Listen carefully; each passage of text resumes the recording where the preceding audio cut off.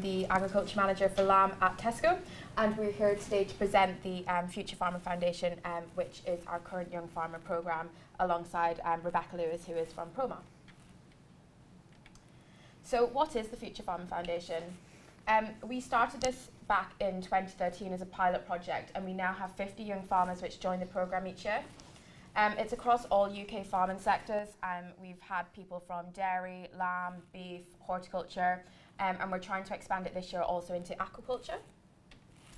It's mixed of both new entrants and next generation farmers.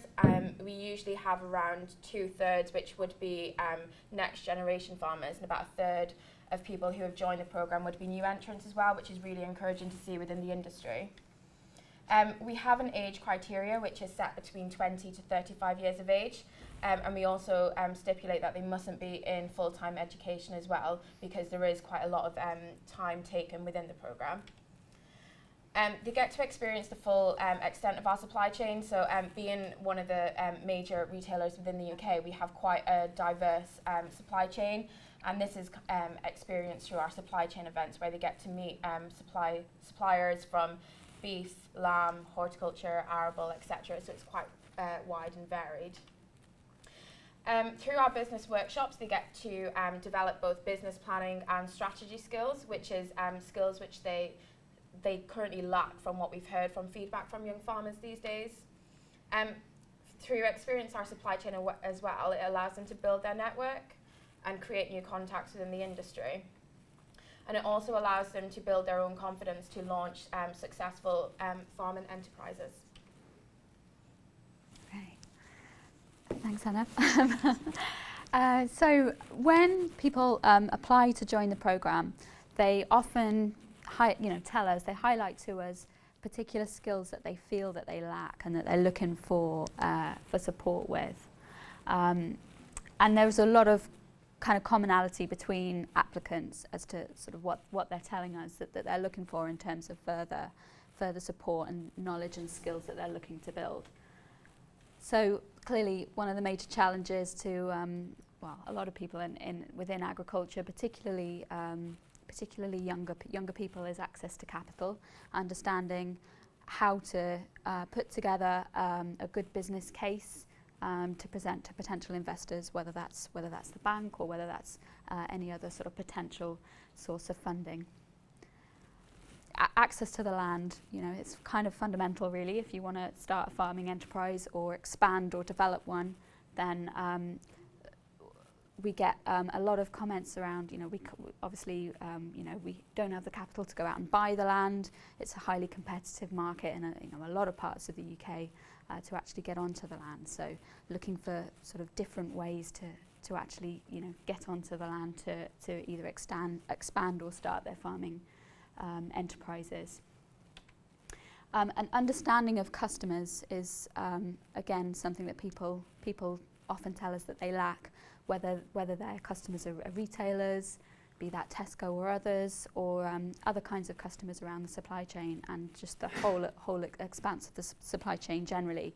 People tell us that they're not confident in their knowledge and understanding of how that operates and what that means for them in the running of their business. Business planning. A lot of people just don't know where to start. They don't know what do I need to understand, and how do I actually put together a business plan that will inform the development of my enterprise or of my business, whether that's to access additional funding or whether that's just to sort of plan the effective management of the venture. A lot of people who apply, possibly bar none in fact, tell us that they lack confidence in understanding farm accounts. Many of them have never seen the farm accounts of the business that they're involved in, and many of them have never had a go at either analysing accounts or looking at them, understanding what's going on in the business and what that data's telling them, or indeed in sort of preparing accounts themselves.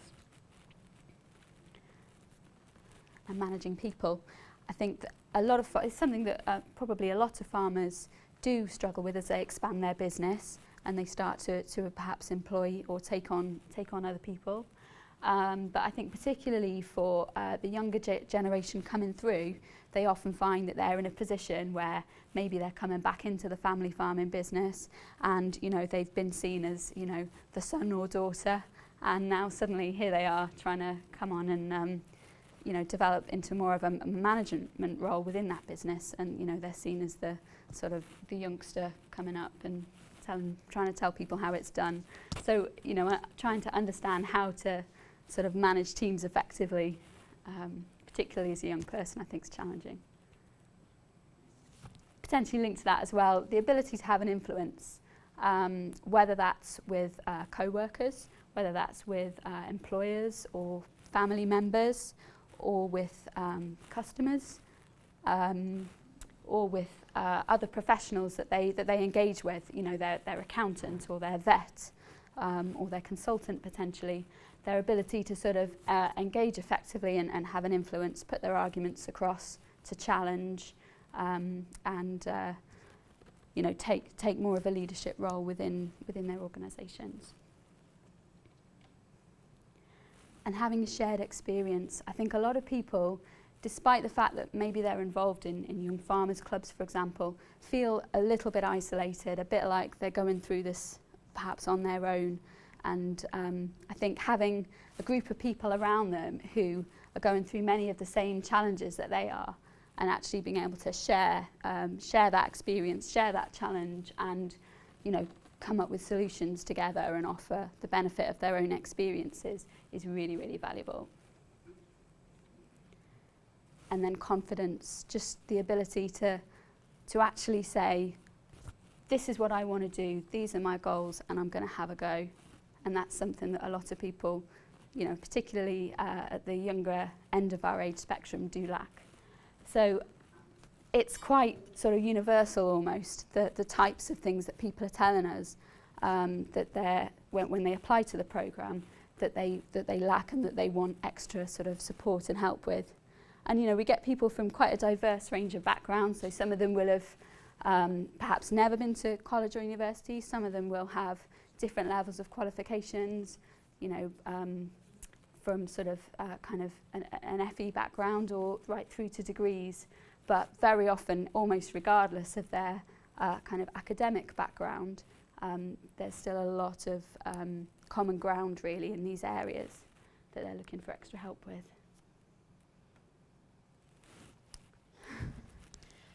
So how we run the Future Farmers is we have 6 pillars in terms of the programme. So the first one being the business workshop. So we have 5 two-day events across the year. These range in terms of finance planning, legal issues around contract farming agreements. We have a piece on leadership, we have something on the customer, and also on leadership as well. So how we run the programme currently is we have 50 young farmers, and we have them split into 25 in the north and 25 in the south of England to try and accommodate most people in terms of where the locations are held. Again, like previously mentioned, we hold supply chain events across the year. For example, tomorrow we're actually going to Ala at Aylesbury, where they'll bring us around their milk processing site. We've held days at both Branston, Noble Foods, ABP, Cranswick, Two Sisters, Thanet Earth. We've got Dawn Fresh this year as well, which has introduced them into aquaculture. So it's quite a wide range of kind of diverse supply chains. What we do recommend to our young farmers is to step out of the sector that you know. For example, I went to Cooper Angus last week, and it's my first time at a chicken site. And I work within the red meat sector, and the learnings, particularly around outcome measures about reporting back to farmers, there's a massive piece that we can learn there in terms of being more efficient within the red meat industry. So it's really interesting to learn from other sectors, and that's what we really encourage our future farmers to do with supply chain events. Once the future farmers have been with us for 6 months, we then offer them a mentor. We try and match them up in terms of what they want to get out of the programme. We have mentors both within the Tesco business and particularly within our supply chain as well, and we try to match them up accordingly. It really varies as to what people want. Some people are looking into launching something from their farm in terms of a range.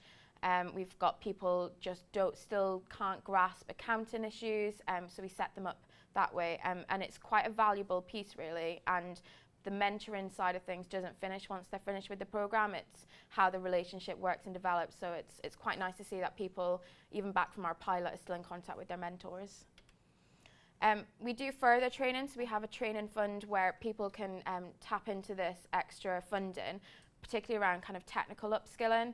So people have used this training for both butchery demonstrations, social media training, things like that, which wouldn't be technically offered within the program. It's more suited as to what their needs are.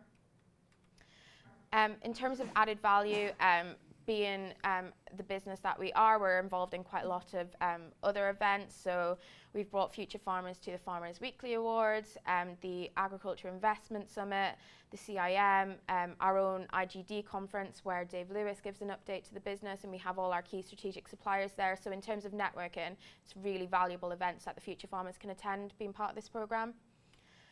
And then lastly, we also have an international scholarship. So once the future farmers have gone through the 12-month program, they have the opportunity to apply for a scholarship. So this is worth £5,500. Currently we have 2 scholars, Beth and Joe. They're just coming to the end of their scholarship. Beth is looking at aggression in commercial egg layers, and Joe is looking at big data within dairy in terms of future markets going forward for pricing structures. So they're both coming to the end of their scholarship, and then we've just got Chrissy from our last intake who is looking at litter management in poultry as well. So it's quite diverse, and again they use our supply chain in terms of research, and we also match up with various institutes as well depending on what their needs and what their research requirements are. One of the things that we will be adding to intake 4 this year is industry opportunities. So this year we launched a pilot where we had some of our suppliers launched a graduate program, but it'd be condensed into the space of a week or 3 weeks. So we've had Callum Smith, he went to Keepack, which is one of our key beef suppliers within ROI, and he got to experience the full supply chain within their business. And then we've also had Tom Christiansen, who went to South Africa to look at apple production as well. So in terms of those experiences, it's something which is unique to the program, which we'll be including next year as well.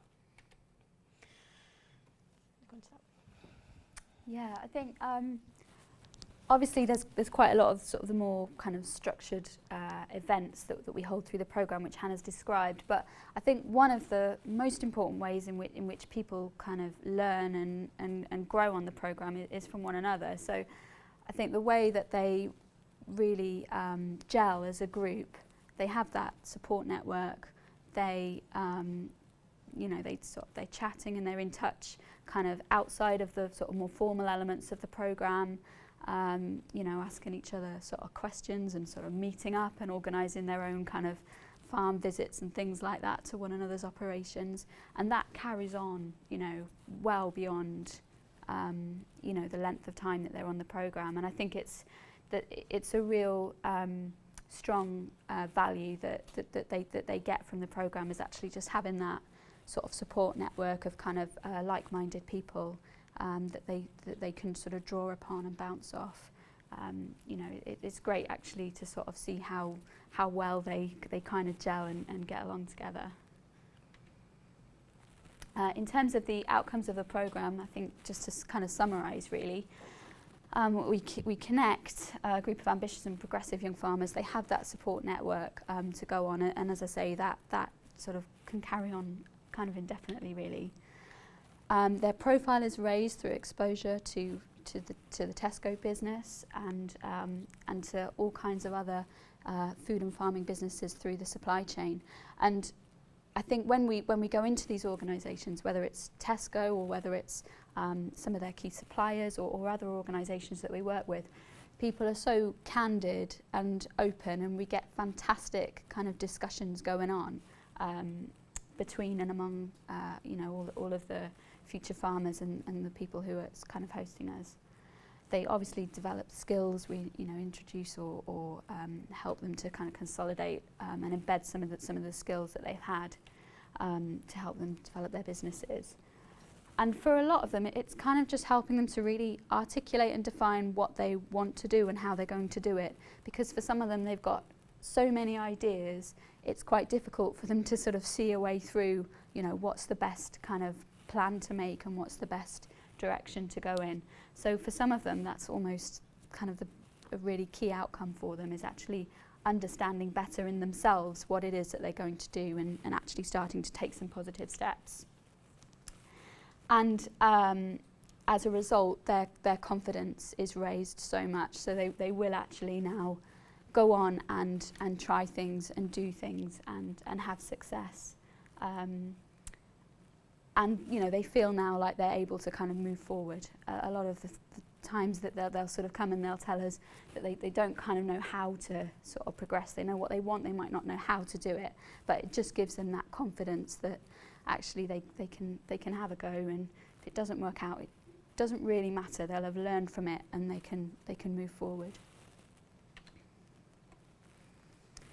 So we'll be opening for applications for our next and our fourth intake to the programme, as Hannah said. So that will launch to coincide with the Royal Cornwall Show.